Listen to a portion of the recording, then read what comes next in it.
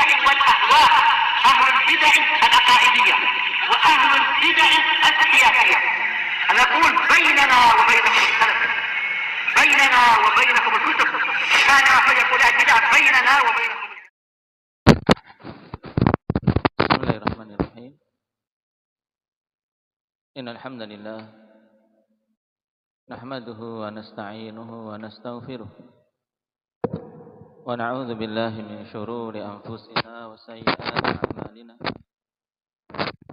من يهده الله فلا مضل له ومن يضلل فلا هادي له. أشهد أن لا إله إلا الله وحده لا شريك له وأشهد أن محمدا عبده ورسوله صلى الله عليه وعلى آله وأصحابه ومن تبعهم بإحسان إلى يوم الدين. أما بعد.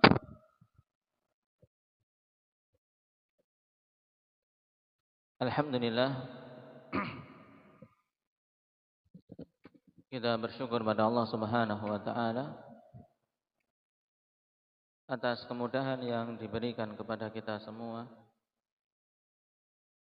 untuk bisa melanjutkan kembali majelis kita untuk mempelajari adab-adab yang Allah Subhanahu wa taala dan Rasulnya bimbingkan kepada kaum muslimah. Dan pada pembahasan yang lalu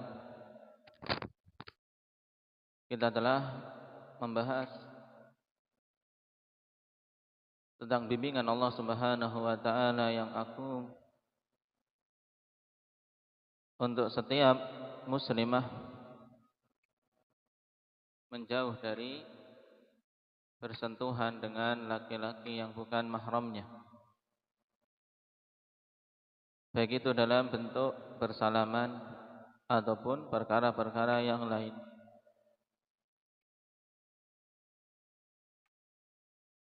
Dan Rasulullah sallallahu alaihi wasallam telah perbandingkan bagaimana bahaya bersentuhan dengan laki-laki yang bukan mahram dengan suatu kondisi yang sangat mengerikan, yaitu dengan ditusuknya seorang pada kepalanya dengan paku dari besi. Itu lebih mending dibandingkan dengan seseorang wanita menyentuh laki-laki yang bukan mahramnya. Yang sungguh perkara ini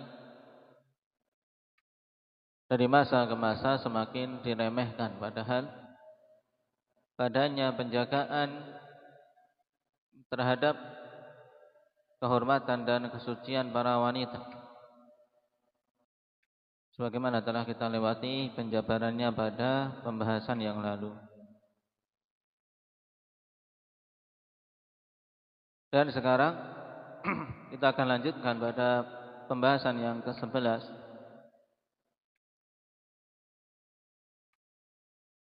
yaitu terkait akibatut tiba'i khutuwati syaitan,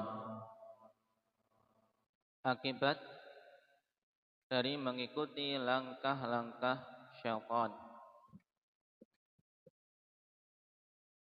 Yang telah kita baca awal pembahasan ini, di mana Allah Subhanahu wa taala larang di dalam banyak ayat dari mengikuti langkah-langkah syaitan. Ya ayyuhalladzina amanu la tattabi'u khutuwati syaitan wa man yattabi' khutuwati syaitan fa innahu ya'muru bil fahsya'i wal munkar. Wahai sekalian orang-orang yang beriman, jangan kalian mengikuti langkah-langkah syaitan. Dan siapa saja mengikuti langkah-langkah syaitan, maka sungguhnya syaitan itu hanyalah memerintahkan kepada perbuatan keji dan mungkar.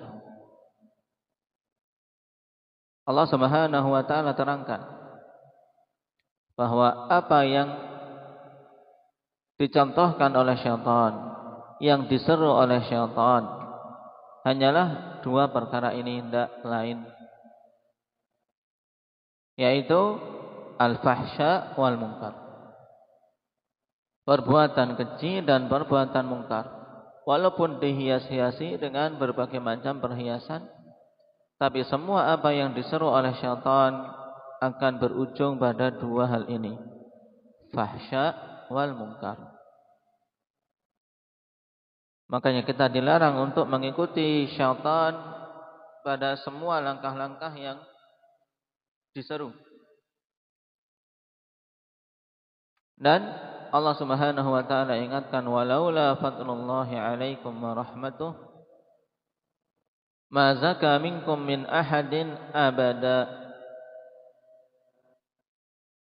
Kalaulah bukan karena rahmat Allah Subhanahu wa taala dan keutamaan yang diberikan kepada kalian, maka sungguh tidak akan ada orang yang bisa bersih, bisa selamat di antara kalian seorang pun selama-lamanya. Kenapa? Karena tazkiyatun nufus, bersihnya hati dari dosa-dosa, selamatnya seorang hamba dari bujuk rayu syaitan, itu semata-mata anugerah dan rahmat dari Allah Subhanahu wa taala, yang Allah hanya berikan kepada siapa saja yang Dia kehendaki. Walakinnallah yuzakki man yasha wallahu sami'un alim. Allah Subhanahu wa taala akan berikan tazkiyah, berikan pembersihan, kemudian pertolongan dan taufik bagi siapa saja yang Dia kehendaki, dan Allah itu sami'un alim, Maha mendengar lagi Maha luas ilmunya. Di sini Allah Subhanahu wa taala khabarkan bahwa selamatnya seorang hamba dari semua rayuan-rayuan syaitan dan bersihnya dia dari mengikuti langkah-langkah yang menjurus kepada perbuatan fahisyah, perbuatan keji, perbuatan mungkar, itu semata-mata pertolongan dari Allah. Maka wajib untuk kita semua memohonnya kepada Allah Subhanahu wa taala, memohon perlindungan. Nah, memohon perlindungan kepada Allah Subhanahu wa taala. Kemudian ayat yang ketiga, wa qala Allah taala az-zaniyatu waz-zani fajridu kulla wahidin minhuma mi'ata jaldah wa la ta'khudhukum bihima ra'fatun fi dinillah in kuntum tu'minuna billahi wal yawmil akhir wal yashhad 'adzabahuma ta'ifatun minal mu'minin. Dan para pezina perempuan serta pezina laki-laki, maka cambuklah masing-masing dari keduanya sebanyak 100 kali. Dan jangan kalian merasa kasihan terkait penerapan syariat agama Allah Subhanahu wa taala,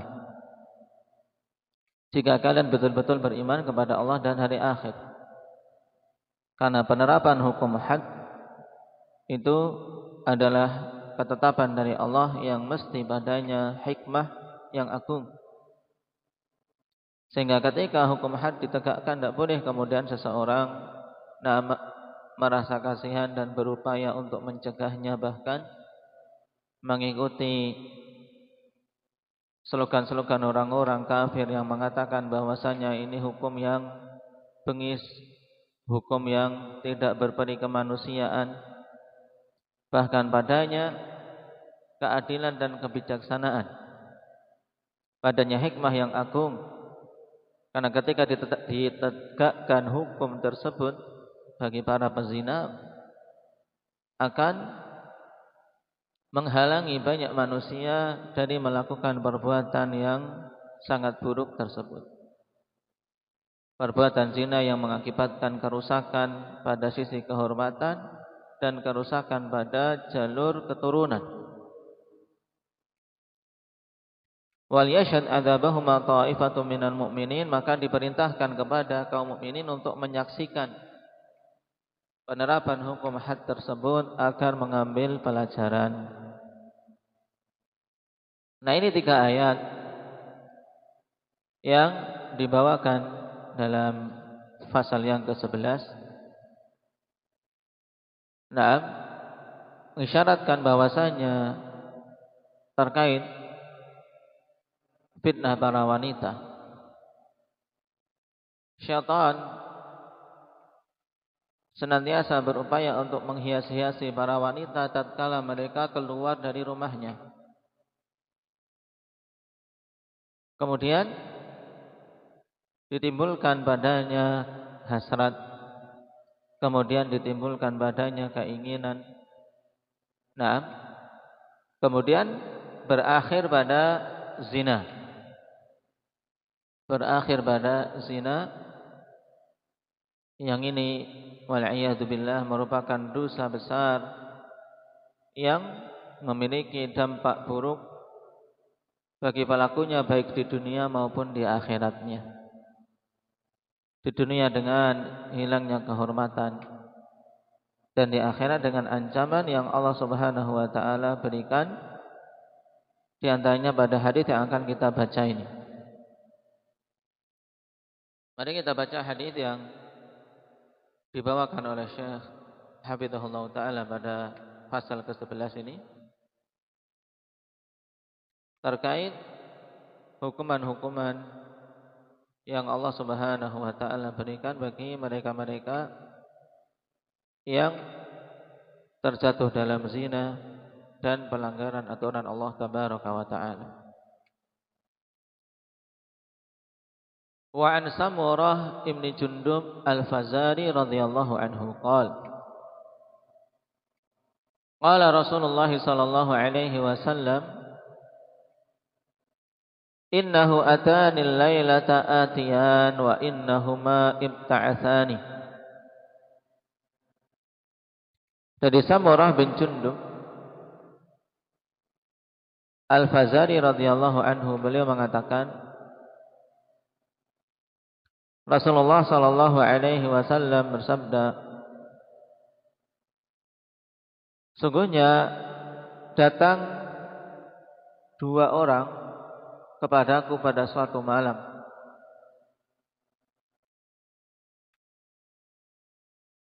Yaitu ketika Nabi sallallahu alaihi wasallam dalam keadaan tertidur dan mimpi para nabi adalah hak. Kemudian mereka berdua yang datang kepada Nabi sallallahu alaihi wasallam mengajakku untuk pergi. Wa innahuma qala li intalik, dan keduanya mengatakan kepadaku, ayo pergi. Ayo pergi diajak oleh keduanya. Wa inni intalaqtu ma'ahuma fantalaqna, maka aku pun pergi bersama dengan keduanya dan kami pun beranjak pergi. Fa'ataina ala thiqabin mithli tanur, maka tibalah kami pada suatu lubang seperti tanur. Ya, suatu benda yang bentuknya seperti tanur yang biasa digunakan untuk membakar. A'lahu dayyiqun wa asfaluhu wasi', bagian atasnya sempit dan bagian bawahnya luas. Yatawaqqadu tahtahu naran, dinyalakan di bawahnya api. Nah, fa idza fihi laghat wa asfat, maka tiba-tiba padanya ada suara keributan. Ada suara yang banyak didengar oleh Nabi sallallahu alaihi wasallam. Jadi ada perapian, kemudian di atasnya ada Nah, semacam bejana dengan apa? Dengan bentuk bagian bawah lebar, kemudian bagian atasnya sempit. Dan didengar suara ramai di situ. Fattala'na fi. Kemudian kami pun melihat apa yang ada di dalam tanur itu. Fa idza fihi rijalun wa nisaa'un uratun. Maka tiba-tiba di dalamnya terlihat para lelaki dan wanita dalam keadaan tidak berpakaian semua. Wa idza hum ya'tihim lahabun min asfala minhum. Dan tiba-tiba datang kepada mereka kobaran api dari arah bawahnya. Fa idza iqtaraba irtafa'u hatta kada ay yakhruju. Maka apabila datang api dari arah bawah tersebut, mereka pun naik, berusaha naik ke bagian lubang yang sempit itu. Sampai hampir-hampir mereka mau bisa keluar. Fa idza khamidat raja'u fiha. Kemudian apabila kobaran api itu kemudian mengecil, mati, maka mereka pun kembali ke bawah. Fa idza atahum dzalikal lahabu daw.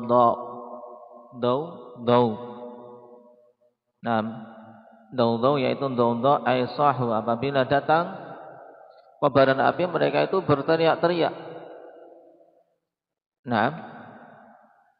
Qultu lahumā mā haulā. Maka katakan kepada kedua sosok yang datang bersamaku yang tidak lain mereka adalah malaikat yang diutus oleh Allah Subhanahu wa taala kepada Nabi kita Muhammad sallallahu alaihi wasallam untuk diajak melihat bagaimana hukuman orang-orang yang bermaksiat di alam kuburnya. Dan pada potongan hadis ini disebutkan hukuman mereka-mereka yang berzina ketika di dunia. Keadaannya seperti ini. Maka Nabi bertanya, siapa mereka itu? Orang-orang yang berada di dalam tanur, yang datang api melahap dari arah bawahnya, kemudian mereka teriak-teriak, kemudian merangkak berusaha untuk naik keluar. Tapi setelah itu kemudian api tersebut mengecil, mereka pun kembali ke bawah, terus demikian. Siksaan yang mengerikan.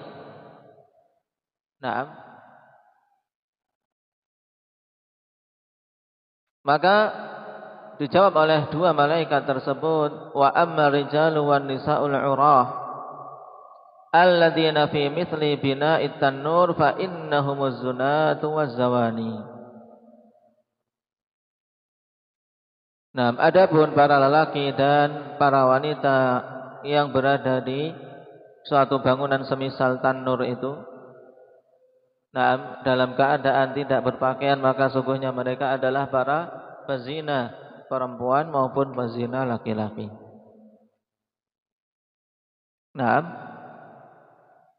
Allah Subhanahu wa taala hinakan ketika mereka di dunia menanggalkan kehormatan mereka, maka mereka pun dikumpulkan dalam hukuman tersebut dalam keadaan tidak berpakaian. Karena mereka ketika di dunia mengumbar aurat mereka pada orang-orang yang tidak halal, maka dihukum dalam keadaan demikian, wal'iyadu billah.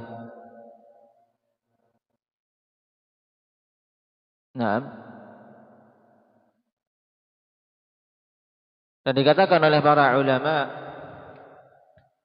wa munasabatul uri lahum listihqaqihim an yafdahu li'anna 'adatahum an yastatiru fil khalwah fa'uqibu fil hadki.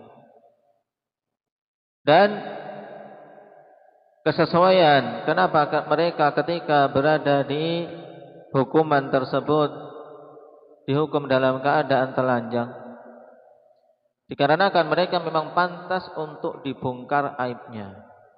Wal a'yadzu billah. Kita memohon pada Allah Subhanahu wa taala agar Allah Subhanahu wa taala menutup aib-aib kita semua. Karena sungguh kita semua memiliki hal-hal yang buruk, dosa-dosa, kemaksiatan. Kalau Allah Subhanahu wa taala tidak menutup aib-aib kita, maka sungguh mesti orang-orang yang bertemu dengan kita akan apa? Akan jijik. Sampai-sampai dikatakan oleh sebagian salaf, seandainya dosa itu memiliki bau, maka sungguh manusia tidak akan mampu untuk bertemu dengan diri-diri kita. Nah, maka di antara doa yang diajarkan oleh Nabi sallallahu alaihi wasallam untuk dibaca oleh kita semua di pagi dan petang, yaitu meminta agar ditutup aurat kita, ditutup aib-aib kita. Sebagaimana doa Rasulullah sallallahu alaihi wasallam yang tidak pernah beliau tinggalkan di waktu pagi dan petang. Allahumma inni as'alukal afwa wal afiyah. Allahumma inni as'alukal afiyah fid dunya wal akhirah. Allahumma inni as'alukal afwa wal afiyah fi dini wa dunyai wa ahli wa mali. Allahumma astur aurati wa amin rawati wahfadni min baini yadayya wa min khalfi wa an yamini wa an shimali wa min fawqi wa a'udzu bi'azamatika an ughtala min tahti. Ini doa yang agung yang sepantasnya pada setiap muslim dan muslimah untuk menghafalnya kemudian mengamalkannya dan sampai ditinggalkan di waktu pagi dan petangnya. Juga kepada para banat untuk dihafal. Kemudian diamalkan. Baik, karena kita sangat butuh al-afwa wal afiyah, pemaafan dari Allah, kemudian afiyah, keselamatan. Al-afiyah kalimat yang mencakup selamatnya seorang hamba dari semua perkara-perkara yang tidak disukai, baik terkait jasmani maupun rohani, baik terkait pada urusan dunia maupun akhiratnya. Kapan saja seorang diberi al-afiyah, maka dia itulah orang yang selamat. Makanya kalimat ini singkat tapi memiliki makna yang padat. Allahumma inni as'alukal afwa wal afiyah fid dunya wal akhirah, baik di dunia maupun di akhirat. Kemudian minta keselamatan pada agama. Kemudian pada dunianya, pada keluarganya, pada hartanya. Kemudian meminta Allahumma astur aurati, ya Allah tutuplah aurat-auratku, jangan dibongkar. Karena seseorang yang ketika di dunia ditutup auratnya ada harapan besar. Allah Subhanahu wa taala ampuni di akhiratnya. Ketika dia senantiasa mohon pada Allah Subhanahu wa taala. Dan itulah hakikat maghfirah, karena hakikat maghfirah, hakikat pengampunan adalah sitrud dzambi wat tajawuzu an. Ditutupnya dosa hamba dan dimaafkannya, tidak dituntut untuk dihukum. Inilah pengampunan. Makanya di antara yang diminta adalah Allahumma astur aurati.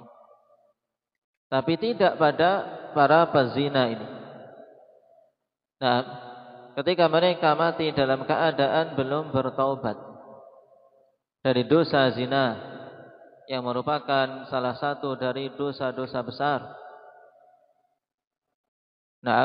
Dan dosa yang secara fitrah manusia semuanya membenci. Semuanya membenci, cuman lama-kelamaan dari masa ke masa dengan semakin jauhnya kaum muslimin dari agamanya, dosa tersebut dianggap biasa. Apalagi dengan banyaknya perilaku-perilaku dari orang-orang kufar yang dicontoh oleh anak-anak kaum muslimin. para pemuda dan pemudinya wal billah. Sehingga sebagian mereka malah tidak lagi bersembunyi-sembunyi. Nah, Allah Subhanahu wa taala tetapkan hukuman itu di alam kubur. Yang dilihat oleh Nabi dalam mimpi tersebut adalah hukuman yang diberikan di alam kubur mereka sebelum kelak di hari kiamat. Jadi di alam kubur sudah mendapatkan siksa. Bentuk siksanya mengerikan seperti itu. Mereka dibongkar kedoknya. Karena ketika di dunia kebiasaannya mereka bersembunyi-sembunyi mencari tempat-tempat yang sepi. Maka dihukum oleh Allah Subhanahu wa taala dengan dibongkar aibnya wal billah.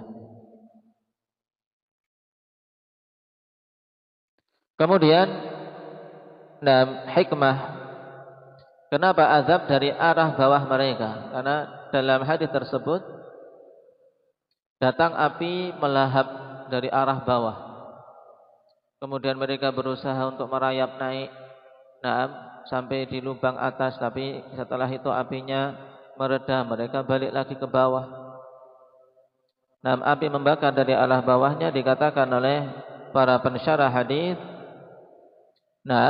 kaunu jinayatihim min a'dha'ihimus sufla, dikarenakan kejahatan, dikarenakan dosa mereka yaitu dari bagian tubuh bawahnya. Taib, karena zina itu dengan kemaluan mereka, nas'alullah al-afiyata wassalamah. Maka wajib untuk kita menanamkan pada diri kita dan diri anak-anak kita kebencian terhadap dosa yang satu ini, perbuatan yang sangat kecil ini, yaitu perzinaan. Makanya kalau kita perhatikan aturan-aturan Islam semuanya terkait masalah muamalah antara laki-laki dan perempuan adalah upaya untuk menutup celah-celah yang bisa mengantarkan perzinaan. Diperintahkannya ghaddul basar, untuk menundukkan pandangan. Diperintahkannya bagi para wanita untuk tidak menghalus-haluskan suaranya ketika berbicara dengan lelaki yang bukan mahramnya. Dilarangnya laki-laki dan perempuan yang bukan mahram untuk bersentuhan, dan dilarangnya untuk berduaan. Itu adalah Adalah menutup celah-celah yang bisa mengantarkan perzinahan. Sehingga dalam ayat Allah Subhanahu wa taala telah tegaskan, wala taqrabuz zina innahu kana fahishatan wa sa'a sabila. Jangan kalian mendekati zina, karena sungguhnya itu adalah suatu perbuatan fahisyah, perbuatan yang keji, dan jalan yang sangat buruk. Jalan yang sangat buruk untuk melampiaskan syahwatnya, dan jalan yang sangat buruk untuk mendapatkan keturunan. Karena keturunannya akan membingungkan. Karena keturunan zina tidak dinisbahkan kepada ayahnya. Demikian pula jalan yang buruk dalam melampiaskan syahwat karena menyelisih aturan Allah.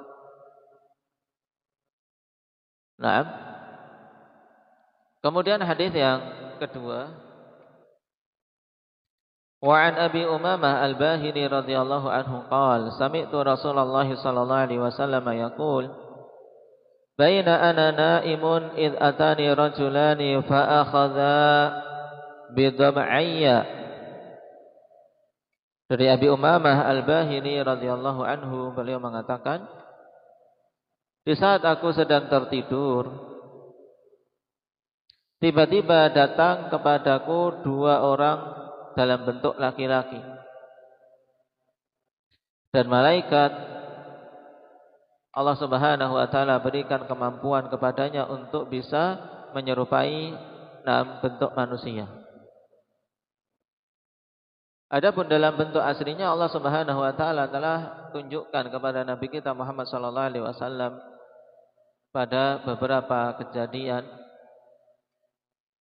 seperti ditunjukkannya bentuk malaikat Jibril pada bentuk aslinya kepada Nabi kita Muhammad sallallahu alaihi wasallam di saat berada di Gua Hira.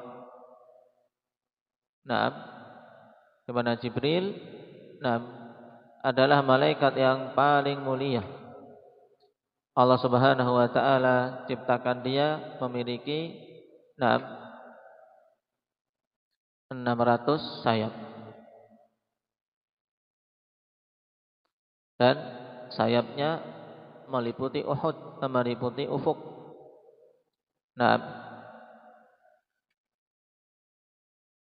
Dan Allah Subhanahu wa taala berikan para malaikat dengan sayap-sayap yang berbeda-beda, matsna wa thulatsa wa ruba'. Ada yang 2-2, ada yang 3-3, ada yang 4-4, dan Jibril memiliki 600 sayap. Makhluk yang luar biasa besarnya. Yang menunjukkan tentang keagungan penciptanya. Dalam hadis ini malaikat datang dalam bentuk 2 orang laki-laki. Fa'akhadha bidhab'ayya.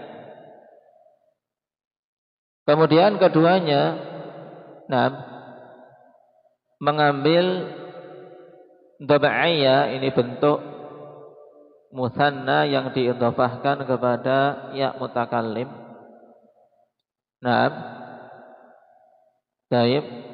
Dari apa? Dhab'un. Yang dimaksud dengan dhab'un adalah wasatul adud, yaitu pertengahan dari apa? Lengan bagian atas. Yang di bawah, ada yang mengartikan wa ma tahtal ibt, yang berada di bawah ketiak. Yaitu bagian pertengahan lengan atas yang bagian dalam. Ini biasanya orang ketika mau ditarik diajak, yang dipegangkan lengan bagian atas biar apa? Biar ngikut. Demikian pula ini Nabi sallallahu alaihi wasallam ditarik oleh 2 laki-laki yang datang kepada Nabi sallallahu alaihi wasallam pada bagian lengan atasnya. Di bagian bawah ketiak. Kemudian dibawa kemana? Fa'ataya bi jabalan wa'ra. Keduanya membawaku kepada suatu gunung yang curam. Faqala li is'ad. Maka keduanya mengatakan kepadaku, naiklah. Diperintahkan untuk Rasulullah sallallahu alaihi wasallam menaiki gunung tersebut. Hatta idza kuntu fi sawa'il jabal fa idza ana bi sautin syadidin faqultu ma hadhihi al aswat. Qala hadza uwa'u ahli nar. Sampai ketika aku berada pada bagian puncak gunung tersebut yang sudah bisa untuk berdiri datar, maka tiba-tiba aku mendengar suara yang sangat keras. Maka aku katakan, suara apa ini? Dan dijawab oleh malaikat yang masih dalam bentuk laki-laki, hadza uwa'u ahli nar, ini adalah raungan penduduk neraka. Dan mereka, karena Allah Subhanahu wa taala kabarkan juga dalam ayat, wa hum yastarikhuna fiha. Para penduduk neraka, mereka meraung-raung, berteriak-teriak di dalam neraka. Karena beratnya siksa yang diberikan. Na'udzubillahi min dzalik. Kemudian dalam hadis tersebut Nabi sallallahu alaihi wasallam mengatakan, "Tsumman tuliqa bi fa idza biqaumin ashaddi syai'in intifaqa wa antanihi riha wa aswa'ihi manzara fa qultu man haula qila az-zanun waz-zawani." Kemudian aku dibawa lagi oleh 2 malaikat tersebut. Tiba-tiba aku dibawa kepada suatu kaum yang sifatnya sangat mengerikan. asyaddi syai'in intifakha, kepada kaum yang na'am mereka bengkak, asyaddi syai'in intifakha, yaitu mereka bengkak dengan bengkak yang sangat, na'am tubuhnya membengkak, wa antanihi riha, dan paling busuk baunya, wa aswa'ihi mandhara, dan paling buruk na'am penampilannya itu ketika dipandang mengerikan. Dan semuanya datang dalam bentuk paling, yaitu paling na'am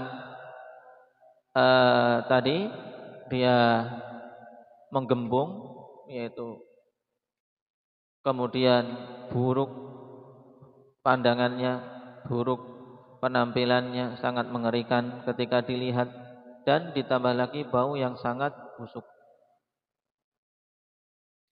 Maka Rasulullah sallallahu alaihi wasallam bertanya kepada dua malaikat yang membawanya, siapa mereka ini? Nah, dikatakan mereka itu adalah para pezina laki-laki dan para pezina perempuan. Ini hukuman mereka kelak di akhirat, dalam keadaan yang sangat buruk, mendapatkan siksa yang dahsyat. Wal'iyadu billah. Akhrajahu Ibnu Khuzaimah wa Ibnu Hibban, demikian pula Tabrani, dan dimasukkan oleh Imam Al-Albani rahimahullahu taala dalam As-Sahihah. Nah, maka dari dua hadis ini sangat jelas bagaimana Allah Subhanahu wa taala ancam dengan dipersiapkan hukuman yang keras bagi mereka-mereka yang menjatuhkan dirinya dalam dosa besar tersebut, yaitu dosa zina, dosa perzinaan, yang semua syariat para nabi dan rasul sama. Mereka semua melarang dan mencegah kaumnya melakukan perbuatan tersebut. Oleh karena itulah wajib atas kita semua untuk memohon kepada Allah Subhanahu wa taala agar dijauhkan dari perbuatan yang hina seperti ini, demikian pula keluarga kita dan anak-anak keturunan kita. Nah, karena dari masa ke masa perbuatan zina semakin banyak terjadi di sekitar kita. Na'udzubillahi min dzalik. Dengan mudahnya alat-alat telekomunikasi, media-media sosial yang menyajikan berbagai macam hal yang merusak pola pikir para pemuda maupun pemudi. Nah, untuk membangkitkan syahwat mereka dan untuk menghilangkan keimanan dari banyak manusia sehingga tidak berpikir lagi tentang aturan Allah Subhanahu wa taala. Nah, yang ada pada benak mereka adalah mengikuti apa-apa yang biasa mereka tonton di layar-layar HP mereka. Naam, wal'iyadu billah. Naam, ini keprihatinan yang sungguh kita rasakan, apalagi bagi orang tua yang sudah memiliki anak-anak yang mencapai usia-usia remaja, hendaknya betul-betul untuk memberikan penjagaan. Selain dengan nasihat, juga penjagaan yang paling utama adalah dengan doa. Dengan doa. Karena bagaimanapun seorang menjaga ketika Allah Subhanahu wa taala tidak memberikan penjagaan, ya tidak akan mungkin. Maka dengan doa sangat penting untuk kita memohon pada Allah Subhanahu wa taala agar orang-orang yang kita cintai selamat dari anak-anak kita, saudara-saudara kita dan yang lainnya, dijauhkan dari Dari hal-hal yang buruk seperti ini. Berarti kita selesai dari pasal yang ke-11 ini. Yang kalau kita perhatikan dari judulnya, akibatut tibai khutuwati syaitan, akibat dari mengikuti langkah-langkah syaitan. Karena syaitan itu ketika menggoda itu tidak langsung tidak langsung menjurus pada perkara yang paling parahnya. Dia akan menggoda dengan sabar dari sedikit demi sedikit, dari perbuatan yang seorang terkadang tidak menyadarinya. Nah, dari sekedar melihat, kemudian sekedar berbicara manis, berbicara lembut, kemudian terus sedikit demi sedikit akhirnya kemudian tercapai pada hal yang sangat diinginkan oleh syaitan, yaitu menjerumuskan dalam zina. Nah, oleh karena itulah di sisi yang lain juga kepada para ummahat dan para akhwat banyak-banyak bersyukur pada Allah Subhanahu wa taala atas hidayah. Ketika Allah bukakan hati untuk bisa berhijab dengan hijab yang syar'i. Karena ini adalah kemuliaan. Itu adalah bentuk pemuliaan dari Allah Subhanahu wa taala kepada hamba-hamba perempuannya ketika mereka berhijab dengan hijab yang syar'i. Di tengah zaman yang banyak manusia memandang rendah dengan sebelah mata. Kenapa dia memakai hijab seperti itu? Kenapa dia memakai jilbab yang besar? Padahal manusia hidup di zaman modern, mereka berupaya untuk menunjukkan bagian-bagian tubuhnya kepada orang di jalanan. Nah, banyak-banyak bersyukur atas hidayah tersebut dan dijaga. Dijaga dan berupaya untuk terus memperbaiki diri. Karena berhijab dengan hijab yang syar'i adalah upaya di antara upaya-upaya awal, belum upaya akhir. Upaya awal untuk kita menjadi hamba Allah Subhanahu wa taala yang betul-betul tunduk padanya. Berhijab dengan hijab syar'i.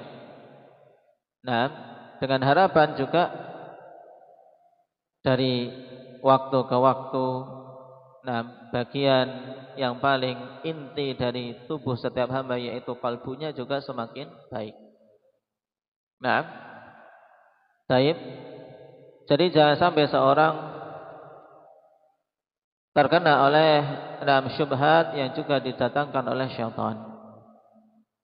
Ketika dinasihati untuk berhijab dengan hijab syar'i, saya belum siap, saya belum baik, hatiku belum baik. Sehingga menjauh dari berhijab dengan hijab yang syar'i dengan alasan dirinya belum baik. Tapi hendaknya ketika mengetahui itu memang perintah Allah Subhanahu wa taala, tunaikan berhijab dan yakin dengan sebab itu. Allah Subhanahu wa taala ketika si hamba ini ikhlas menunaikannya merupakan sebab bagusnya hati dari hari ke hari apabila memang ikhlas dan betul-betul mau tunduk kepada aturan Allah Subhanahu wa taala. Dan ini merupakan bentuk pemuliaan. Bahkan di kalangan umat jahiliyah, itu merupakan pembeda antara wanita-wanita merdeka dengan wanita-wanita budak. Mereka yang dihijabi, wanita-wanita merdeka, wanita-wanita yang mulia. Sedangkan para budak dan para wanita penghibur, mereka yang tidak memakai hijab. Maka sepantasnya untuk bersyukur pada Allah Subhanahu wa taala atas hal tersebut dan memohon kepada Allah agar diberi penjagaan dan diberi taufik sehingga semakin bertambah hari, semakin bertambah baik zahir maupun batinnya. Zahir maupun batinnya. Karena bagusnya zahir belum tentu menjadi menjadi cermin bagusnya batin. Akan tetapi kita katakan bagusnya zahir semoga menjadi salah satu sebab yang akan mengantarkan kepada bagusnya batin. Ketika seorang menjaga penampilan luarnya dengan penampilan yang syar'i, harapannya untuk semakin lama semakin bagus hatinya. Namun sebaliknya, kapan saja hati telah bagus, maka mesti zahirnya akan bagus juga. Makanya saya katakan tadi, bahwasanya hijab syar'i itu adalah awal langkah untuk memperbaiki diri agar hatinya menjadi bagus. Nah, karena kapan saja bagus hatinya, bismillah semuanya akan baik. Nah, maka demikian pula kepada para ummahat dalam mendidik, putri-putri kita hendaknya juga senantiasa memasukkan sisi-sisi adab yang syar'i untuk betul-betul mengetahui kemuliaan hijab tersebut. Kemuliaan hijab tersebut. Sedikit demi sedikit akan betul-betul terpatri bahwasanya hijab ini adalah pemuliaan untuk para wanita. Dan juga hijab ini sebagai upaya untuk menjaga agar bisa bersikap dan beradab dengan adab-adab Islamiyah yang lainnya, baik ketika di jalan maupun ketika di tempat belajar, ketika berkumpul dengan teman-teman. Barakallahu fikun.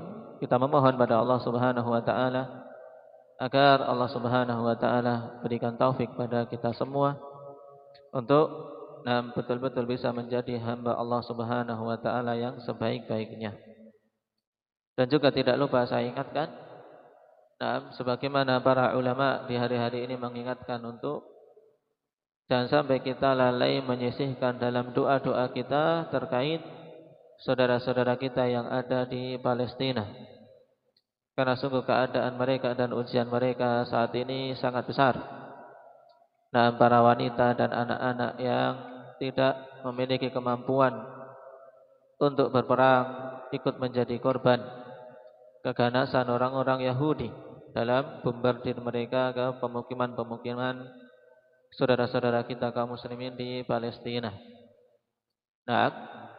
Maka kita di sini yang berada dalam keamanan, banyak-banyak bersyukur pada Allah, juga perbanyak untuk berdoa agar Allah berikan keselamatan kepada saudara-saudara kita di sana, dan agar Allah Subhanahu wa taala berikan jalan keluar kepada saudara-saudara kita di sana, juga agar Allah segerakan kehancuran kepada orang-orang Yahudi.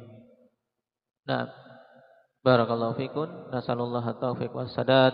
Walhamdulillahi rabbil alamin.